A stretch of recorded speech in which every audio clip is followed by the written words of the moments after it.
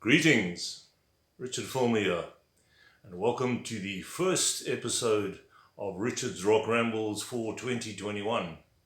Hopefully this year will be a vast improvement on the previous one.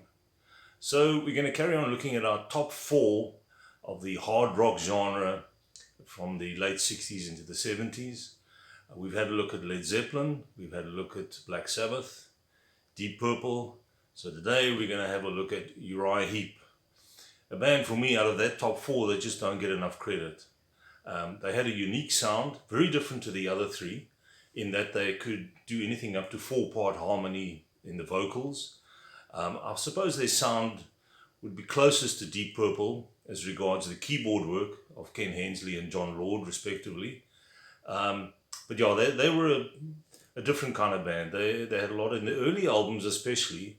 There was a lot of sort of sword and sorcery stuff going on, and then later on into the 80s they would go in a slightly more commercial vein. So these guys have made a lot of albums. In fact, they've got 24 studio albums and counting. They're still recording, still touring, which is great. So what I've decided to do is to split this into 2 episodes. The first one I'm going to concentrate on the early stuff with David Bryon, the original vocalist, sadly no longer with us. He passed away in 1985, I think it was, February 1985. He died from alcohol-related illness. A great singer, great frontman.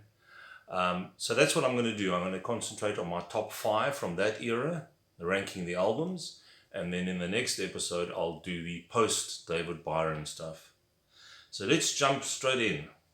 Coming in at number 5 for me is an album called Sweet Freedom. And I remember back in the day when I was still buying vinyl, I struggled to find this album. But in fact, almost all my early Uriah Heep I found in second-hand vinyl stores.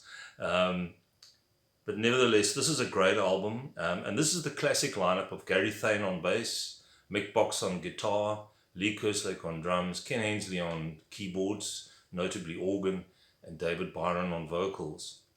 In fact, out of this original lineup, the only guy left is Mick Box, the lone surviving member in Uriah Heep right up until this day. So what are the tracks on here?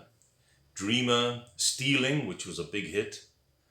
One Day, Sweet Freedom, the title track, which is a great vocal from David Bryon.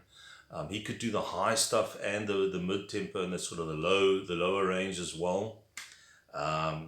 If I Had the Time, 7 Stars, Circus, and Pilgrim, a great album. All of these early albums that I'm ranking, I love all of them, but obviously when you have a ranking, you need a number 5 and a number 1. This one has got a couple of bonus tracks, Sunshine, Stealing, and 7 Stars, previously unreleased version. Really nice album, and let's see if there's anything. Quickly show you. There's a shot of the guys. As I said, the only one surviving is Mick Box. So that's my number 5.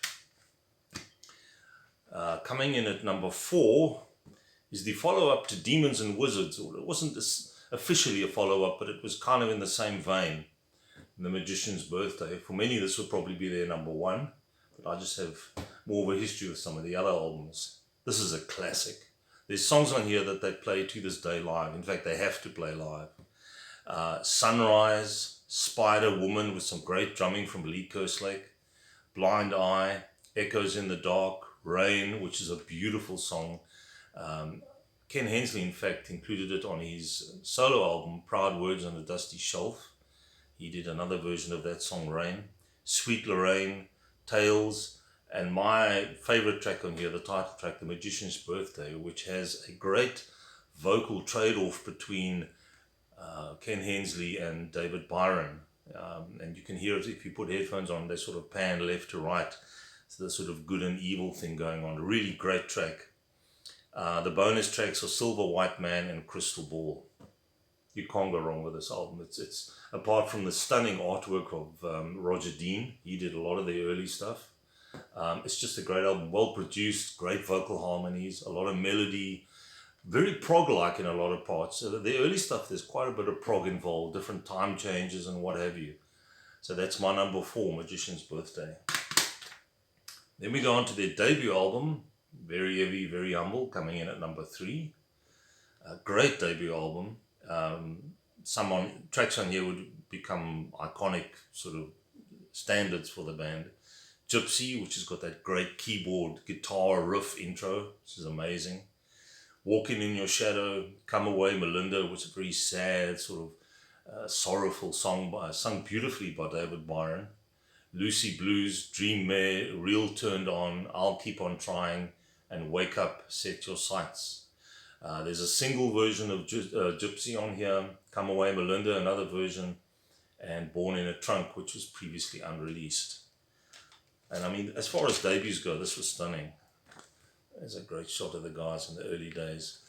So this was not the lineup which was in the previous 2 that I mentioned. The original lineup was David Bryon on lead vocals, Ken Hensley organ, slide guitar, mellotron, piano and vocals, Mick Box, lead guitar, acoustic guitar and vocals, a guy called Paul Newton on bass, and Ollie Olsen on drums.